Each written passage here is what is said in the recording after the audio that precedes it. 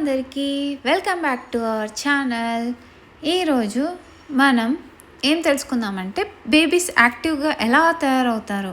నేను అందరు బేబీస్ గురించి చెప్పాను. Different problems, different solutions, different reasons ఉంటాయి. నేను పెద్ద పాపలో ఏం గమనించాను, దాని నుంచి ఏం నేర్చుకున్నానో అది చిన్న పాపకి రాకుండా ఎలా అప్లై చేశానో మాత్రమే చెప్తాను. కొన్ని వేరే పిల్లలు చూసినవి కూడా చెప్తాను, నాకు తెలిసినవి మాత్రమే.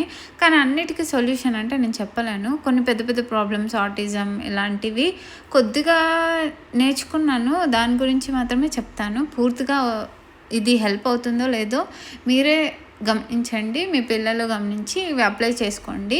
ఏమైనా ఇలాంటి సిమ్టమ్స్ మీకు కనుక కనిపిస్తే మాత్రం కొన్ని మనం ఇంట్లో నుంచే మనం పేరెంట్స్గా చేయొచ్చు. అలాంటి కొన్ని విషయాలు నేను మీతో షేర్ చేసుకుంటాను ఈ వీడియోలో. మరి వీడియో స్టార్ట్ చేద్దాము. Let's start our video. First వచ్చేసి పిల్లలకు మెయిన్గా కంఫర్ట్ ఇవ్వాలి. వాళ్ళని ఊరికే ఎత్తుకొని ముద్దాడి లాలించి బుజ్జగించి ఇలా కాకుండా వాళ్ళని ఫ్రీగా వదలాలి. వాళ్ళకు కంఫర్ట్ ఇవ్వాలన్నమాట. కొంతమందికి ఎలా అలవాటు అయిపోతుందంటే వాళ్ళు కింద వేస్తే ఏడ్ చేస్తారనమాట. మళ్ళీ ఎత్తుకోగానే ఆస్కార్ లెవెల్ యాక్టింగ్ నవ్వనమాట. చాలామంది పిల్లల్లో ఇది గమనించాను. పెద్ద పాప విషయంలో నేను కూడా చూశాను, అందుకే మీ దగ్గర చెప్తున్నాను. కానీ చిన్న పాపకి నేను అలా అస్సలు చేయలేదు. మీరు నా వీడియోస్ మ్యాక్సిమం చూస్తే తను రాకర్లోనూ కానీ ఉంటుంది, లేకపోతే నేల మీద కానీ ఉంటుంది, బెడ్ మీదనే ఉంటుంది.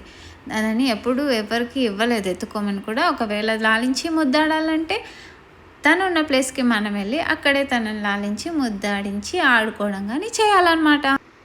నెక్స్ట్ వచ్చేసి పిల్లల బాడీ, శరీరం అనేది మంచిగా కంఫర్ట్గా ఉండాలి. లోపల ఏదైనా గడబిడ కానీ, డిస్కంఫర్ట్ కానీ, గ్యాస్ కానీ, స్టమక్ పెయిన్ కానీ ఇలాంటి ప్రాబ్లమ్స్ ఉంటే మనకి ఎలా ఉంటుంది? సో పిల్లల్లో అలాంటి ప్రాబ్లమ్స్ ఉండకుండా చూసుకోండి. ఇప్పటికీ 5th మంత్లో నేను బర్పింగ్ చేస్తాను, గ్యాస్ రిలీవింగ్ ఎక్సర్సైజ్ చేపిస్తాను. సో దానివల్ల ఏమవుతుందంటే మోషన్ సరిగ్గా పాస్ చేయడానికి డిఫరెంట్ ఎక్సర్సైజ్ కానీ, డిఫరెంట్ టెక్నిక్స్, మసాజులు చేయడం, ఆయిల్ మసాజ్, సో పొట్ట ఫ్రీగా అవ్వడం, గ్యాస్ రిలీవ్ అవ్వడం. సో ఇలాంటివన్నీ చేస్తే వాళ్ళ స్టమక్ కూడా మంచిగా ఉంటుంది. నేను కూడా ఇది అబ్జర్వ్ చేశాను. గ్యాస్ ఉన్నప్పుడు తను చాలా ప్రాబ్లం అంటే చాలా ఫేస్ చేసింది. నాకు అది అర్థం కాలేదు డాక్టర్ దగ్గరికి తీసుకెళ్ళేంత వరకు. తర్వాత నేను చేశాను. ఇప్పుడు మాత్రం అప్పుడు మొదట ఏం చేసిందో తను ఫేస్ చేసింది, ఒళ్ళు విరచడం లాంటిది, డిస్కంఫర్ట్ ఉండడం. సో ఇలాంటివన్నీ ఫేస్ చేసింది. తర్వాత నేను మసాజులు డాక్టర్ చేసిన తర్వాత ఇప్పుడు ఎప్పుడు అలాంటి ప్రాబ్లం రాలేదు. మోషన్ చక్కగా పాస్ చేస్తుంది. సో హ్యాపీగా ఆడుకుంటుంది. ఫేస్లో స్మైల్ ఎప్పుడూ ఉండాలంట చిన్నపిల్లల్లో, డాక్టర్ చెప్పింది. సో దానివల్ల పిల్లలు యాక్టివ్గా ఉన్నారని మనకు అర్థమైపోతుంది, అంతే కదా. ఇప్పుడు అందరూ వర్కింగ్ మెన్ ఉంటారు కాబట్టి పిల్లల్ని పలకరించడానికి టైమే ఉండదు. మీరు వర్క్ ఫ్రమ్ హోమ్ చేసినా కానీ ఎప్పుడు పిల్లలతో టైం స్పెండ్ చేసినా వాళ్ళతో కనీసం మాట్లాడడం, సైలెంట్గా ఫోన్ చూసుకొని కూర్చోకుండా అటు ఇటు వెళ్తున్నప్పుడు కూడా పలకరించడం, ఐస్ ఎక్సర్సైజ్ లాంటివి చేయించడం. మీరు ఇటు వెళ్తున్నప్పుడు చూస్తుందా లేదా, అటు వెళ్తున్నప్పుడు చూస్తుందా లేదా, ఇవన్నీ గమనించాలన్నమాట. సో వాళ్ళు సరిగ్గా చూస్తే వాళ్ళ ఐస్ ఎక్సర్సైజ్ అవుతుంది. మళ్ళీ పిలవాలన్నమాట. పిలిచినప్పుడు ఎటు తిరుగుతుంది, మీ సైడ్ తిరిగే వరకు మీరు పిలుస్తూ ఉండాలి. సో దానివల్ల అంటే తన వినేది కరెక్ట్గా ఉందా లేదా అనేది కూడా మనం గమనించవచ్చు.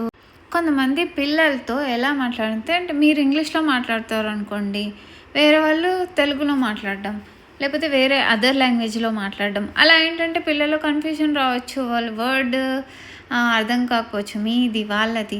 సో అలా జంబల్ చేయకుండా మీరు ఒకే లాంగ్వేజ్, వాళ్ళు ఒకే లాంగ్వేజ్ ఉండేలా చూడండి. సో పిల్లాడు కానీ అమ్మాయి కానీ తొందర నేర్చుకొని మీతో కమ్యూనికేట్ అవ్వచ్చు. ఒక్కొక్కసారి ఆగిపోవచ్చు అలాగే ఎక్కడో ఏం అర్థం కాక. సో అలా కూడా ట్రై చేయండి. పిల్లాడు ఏడుస్తున్నాడంటే ఎందుకు ఏడుస్తున్నాడు గమనించండి. ఫస్ట్ డైపర్ చెక్ చేయండి, ఫ్రీక్వెంట్గా చేంజ్ చేయండి. డైపర్ వల్ల డిస్కంఫర్ట్ ఉండకుండా చూసుకోండి. గుడ్డ కట్టే వాళ్ళు పోసారా చేశారా అన్నీ చెక్ చేసుకొని క్లీన్ చేస్తూ ఉండాలి. నెక్స్ట్ వచ్చేసి మిల్క్ ఎన్ని అవర్స్కి ఇచ్చారు, మామూలుగా రెగ్యులర్గా ఎంత తాగుతారు, ఎన్ని అవర్స్కి తాగుతారు అలా చూసుకోండి. నిద్ర సరిగ్గా ఉందా లేదా చూసుకోండి.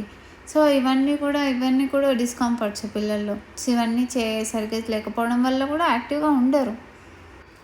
మీరు చుట్టూ చుట్టూ జనాలు ఉండకపోయినా కానీ పిల్లలకి కమ్యూనికేట్ చేయడానికి అప్పుడప్పుడు కొత్త ప్లేసెస్‌కి తీసుకెళ్ళండి. కొత్త వాళ్ళతో పలకరించేలా చేసుకోండి.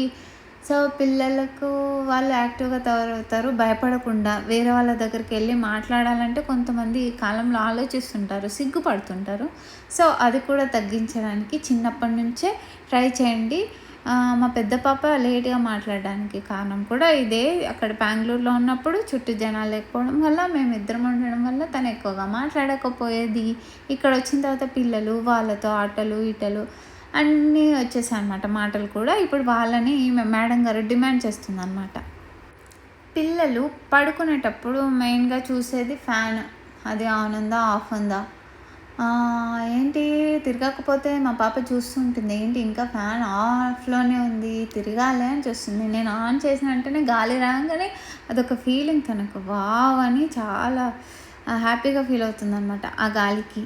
ఇంకా కొన్ని కలర్స్ కానీ, కలర్ఫుల్ ఐటెమ్స్ కానీ వారి ముందర పెట్టండి. చేతికి అందించండి. ప్లాస్టిక్ వస్తువులుంటే ఇవ్వకండి. నోట్లో పెట్టేసుకుంటారు. ప్లాస్టిక్ మంచిది కాదు కాబట్టి ఇదొక చిన్న ఇన్ఫర్మేషన్.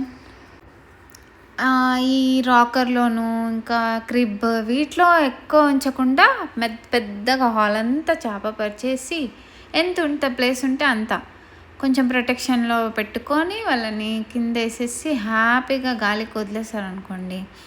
ఇలా అంటే ఒక మ్యాట్ వేసుకోండి. గుడ్డలు కట్టేవాళ్ళు, డైపర్లు వేసుకునే వాళ్ళకి ప్రమాదం లేదు. డైపర్ ఫిల్ అయితే మాత్రం చెక్ చేసుకోండి. మళ్ళీ వాళ్ళకి డిస్కంఫర్ట్ అయిపోయి అక్కడిక్కడ పాకరు, తిరగరు.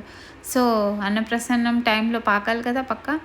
సో, ఇలా చేయండి పాకడానికి.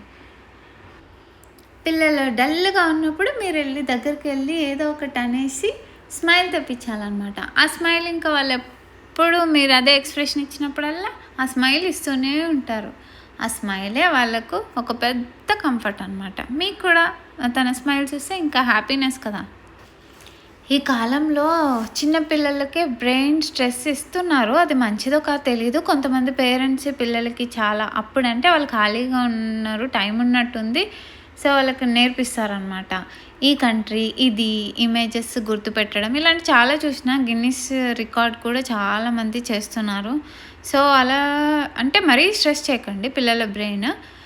ఓకే, యాక్టివ్గా మీరు ఆడుతూ పాడుతూ నేర్పిస్తే ఓకే, వాళ్ళ బ్రెయిన్కి ఎక్కుతుంది. నేర్పిస్తే మంచిదే. పిల్లలు టాలెంటెడ్ అవుతారు. అప్పుడే రికాగ్నిషన్ కూడా వచ్చేస్తుంది. కానీ బ్రెయిన్కి ఎక్కువగా స్ట్రెస్ ఇవ్వకుండా చేస్తేనే బెస్ట్. ఏ టైంలో ఏది చేయాలో అదే చేయాలి. పిల్లలు ఇంకా నడవలేదు అని వాళ్ళని నిల్చోబెట్టడం, వాకర్లో తెగడం, కూర్చోపెట్టడం, ఏది వాళ్ళకి డిస్కంఫర్ట్ వచ్చేలాగా మీరు బలవంతంగా ఏం చేయించకూడదు. వాళ్ళు ఏ టైంలో ఏది చేయాలో అది చేయాలి. మీరు సరదాగా ఆడుతూ పాడుతూనే చేయించాలి ఏది చేసినా కానీ. సో, ఇలా చేస్తే ఎందుకు యాక్టివ్ అవ్వరు నేను కూడా చూస్తాను. మీరు కూడా ట్రై చేయండి. ఇదండి ఈరోజు వీడియో. ఒకవేళ నచ్చితే లైక్ చేయండి, షేర్ చేయండి. ఇంతవరకు ఛానల్ని ఇంతవరకు వీడియో మొత్తం ఎండింగ్ వరకు చూస్తే మాత్రం ఛానల్ని సబ్స్క్రైబ్ చేసుకోండి. నెక్స్ట్ వీడియోస్ కోసం వెయిట్ చేయండి. ఇది బేబీ అంటే ఎలా పాకాలి, తొందరగా ఎలా పాకాలి. మనం చాలామంది అన్నప్రాసన రోజు పాకరు, నిద్రపోతుంటారు. సో, నేను కూడా ట్రై చేశాను. ఎలా పాకుతుందో చూడాలి మా బేబీ. ఆ వీడియో కూడా షేర్ చేశాను. Thank you for watching.